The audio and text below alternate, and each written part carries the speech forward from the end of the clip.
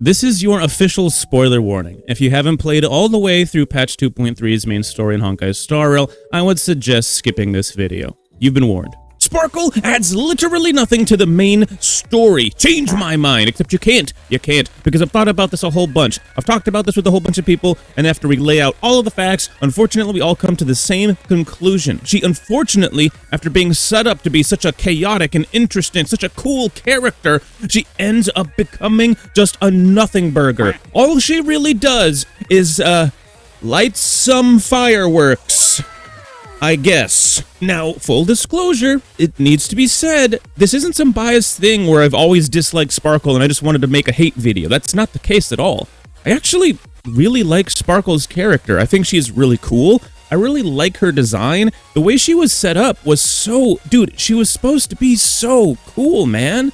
That's why it's so disappointing to kind of find out after you get through the patch 2.3 main story that she could have literally not been on Penacony at all, and it wouldn't have affected the story in any way. Now, I know I'm going to get a lot of pushback for this video, no matter what I do, no matter what I say, no matter what the truth is, right? There's a lot of Sparkle simps out there. Hi, I'm also a Sparkle simp, so don't take it the wrong way, okay? This is not an I hate Sparkle video. It's more a Hoyo has no balls video because they should have let her be more chaotic. The things that they were implying that Sparkle was gonna do, she never actually does. And so I feel like they just don't have the cojones, they don't have the nuts, they don't have the guts to have let her do what she wanted to do. On Penacony, nobody actually dies, bro.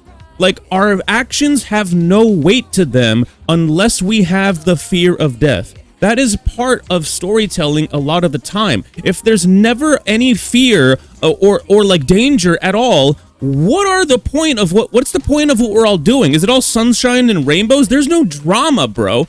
So let me try to lay out some facts about why Sparkle doesn't actually add anything to the story. And bro, we're not babies, Hoyoverse. You could have done something more with this character. Let's get into it. Now let's talk about the fakest news of them all. In one of Sparkle's trailers before she ever even came out, Penacony is up in flames. This place is on fire. It looks like the detonators that she gave to random citizens of Penacony were all used to blow up a bunch of bombs that set Penacony ablaze, okay? But that never happens. That literally never happens. It's like a Mr. Beast video. At the beginning of the video, they do coming up next, and none of this stuff. Have you paid attention to this? Nothing in the coming up next of Mr. Beast videos ever actually happens in the video, which shows you that those Mr. Beast videos are all fake. And it also showed you that Sparkle does nothing in the story. All that was fake too. All those detonators did was light a bunch of fireworks, bro. At the end of the Penacony story, she doesn't light Penacony ablaze. There's no chaos. There's no darkness. There's no drama. It's just a bunch of fireworks. So I'm going to try to cover what felt like the more important scenes to cover, where we thought something important was going to happen in the story based on what we were seeing, and at the end of the day, it all turned into a bunch of nothing burgers. First, let's start off with her turning into Robin several times. So Sparkle has the ability to shapeshift, and this is used several different times as several different people, mostly as Robin, but she also shapeshifts into Sampo at one point. And I know what you're thinking, that might have been a more important moment, and we'll talk about why it actually wasn't an important moment later, but right now, let's talk about Robin, okay? Early on in the Penacony story, Sparkle turns into Robin, and she does this before she ever even walks into the scene, so technically the audience didn't know right away that it was Robin. It's later revealed that it wasn't Robin because Sunday turns around and says to her that he knows it can't be Robin because at this point in the story, Robin had been stabbed through the chest like a shish kebab by the meme beast, so she should have been, like, dead, right? Now, nobody actually dies on Penacony, it's just kind of like fake news, but at the end of the day, Robin could not have been standing in front of him in this way, and so Sunday knows right away it's not her.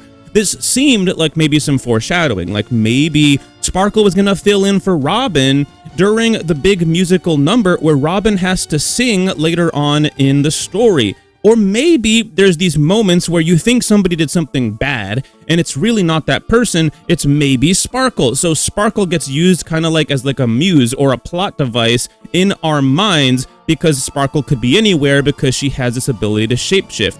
But as we know from finishing the story of Penacony, this never actually matters. It doesn't actually do anything. Sunday in this scene, for example, turns Sparkle down. He's like, no, I don't need you, go away, ho. He doesn't care. Like, he literally says, he says bros before hoes, and he sends her on her way.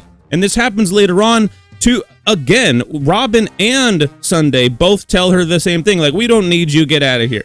Every single time she turns into Robin, it's a kind of a nothing burger. There's a scene later on where she's, turned into Robin again, where she's handing out all these little detonators for these bombs, which, as we know, are just firework detonators. They mean nothing in terms of actual danger to the story. So every single time she turns into Robin, it just turns into a nothing burger. It seemed like it was going to set up something big, but at the end of the day, it never does. Now let's talk about when she shapeshifts into Sampo. So yet again, early on in the Penacony main story, while we're having this date with Firefly, right? Sampo shows up and he's acting kind of sus. Like, he's acting super duper weird. And like his voice is even off. Like, something sounds really off about the guy, right?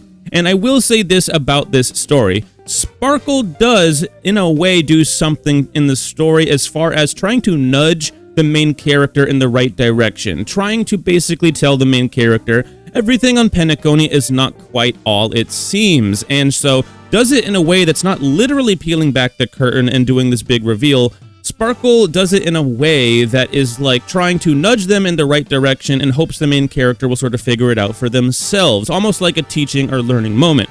This is the most significant thing that she actually does. Everything else is a nothing burger, and at the end of the day, she didn't need to do this. The main character was going to find out all of this stuff on their own anyways, which is why I also bring up this Sparkle situation with Sampo, because there's a moment where Sparkle does do a reveal, does peel back the curtain, shows that she's actually Sampo, this been Sampo this whole time, and she sends the main character and Firefly deeper into the dreamscape. It's the first time this actually happens, and we think this is an important moment in the story, but later on, Silverwolf and friends, aka Silverwolf and the Stellaron Hunters, would have sent us on our mission down deeper into the dreamscape anyways. You could try to make the argument that the stuff that happened with Firefly wouldn't have happened the same way if that didn't happen then, but bro, they would have been down there anyways. The script was already written, okay? It didn't have to happen that way. Sparkle didn't have to send the main character down there. They were going to go down there anyways. At the end of the day, Sparkle is intermingled with all of this stuff, but Sparkle didn't even have to be there for any of this stuff to actually occur. Every single time I try to justify why Sparkle's in the story, there's always a reason why she didn't need to be there. Everything that she's involved in already was going to happen no matter what anyways. Now, before we move on from Sampo, I know what y'all are thinking, and I know what y'all probably started typing in the comments too, and are probably going to end up having to delete like right after I say this.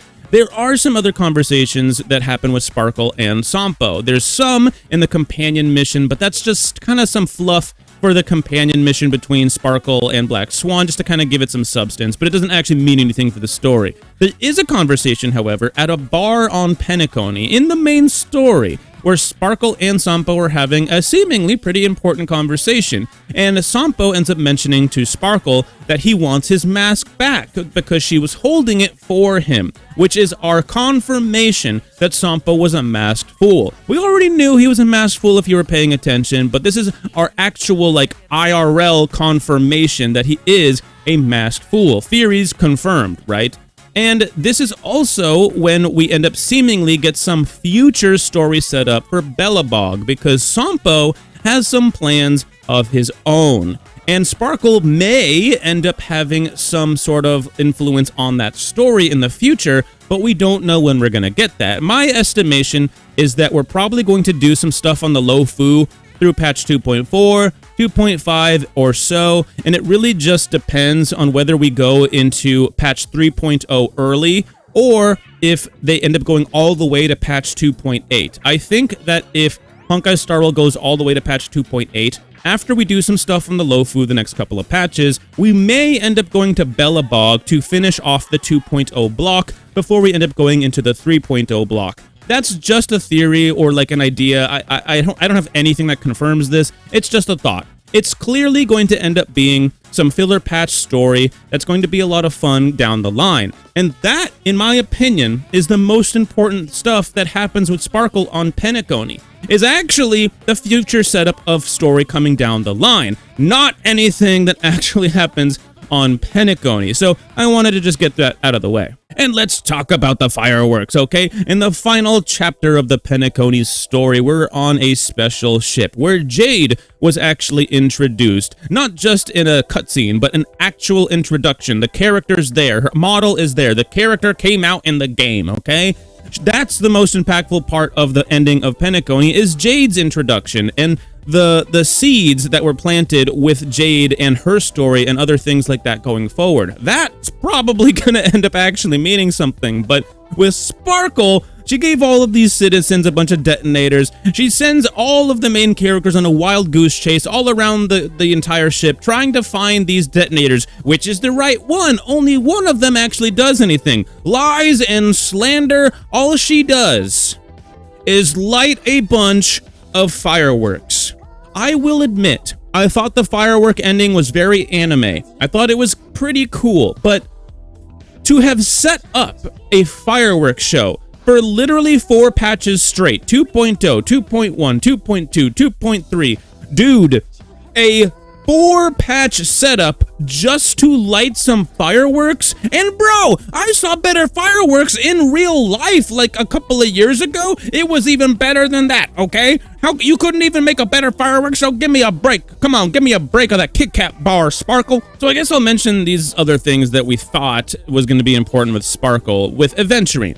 She has these conversations with Aventurine. The first conversation, they kind of just talk shit to each other, which I thought was awesome. I loved that. This is also the same scene where people started calling Sparkle racist, and people that love trolling on Twitter trolls all started really liking Sparkle, because nothing is more fun than making fun of Twitter trolls and dumbasses on the internet. So I was one of the people that was like, yo, Sparkle's cool now. Yeah, she's racist. Let's go. Even though obviously that's a bunch of BS, it was still fun, and I was one of those folks. Now, the next conversation seemed like it might actually have some substance to it, right? This is when Aventurine is having his story arc, and he's being influenced by the Harmony. And seemingly, Sparkle gives some sort of like sage advice, right? She sort of turns into the old hermit sage of Penacony, which is kind of a goofy thing. And she tells Aventurine to look out for a certain someone.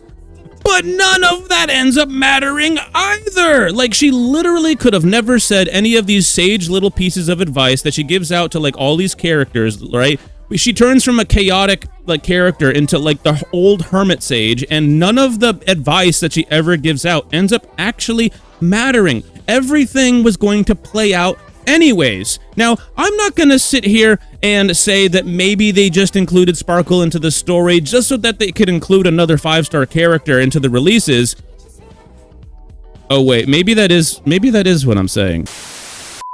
So yeah, there's a world where, you know, we didn't actually need Sparkle, but they needed a 5-star character to release, and they just needed an excuse to make us interested in her, when in reality she wasn't actually needed in the main story. But let's move past that. And if you actually want to take anything from her being in the main story, let it be that it turns into the old hermit sage of Penacony, aka like the Obi-Wan Kenobi of Penacony to the Luke Skywalker. The main character being Luke Skywalker, and Obi-Wan Kenobi being Sparkle, nudging the main character in the right direction. However, with Star Wars, Obi-Wan Kenobi actually makes a direct impact in the main story.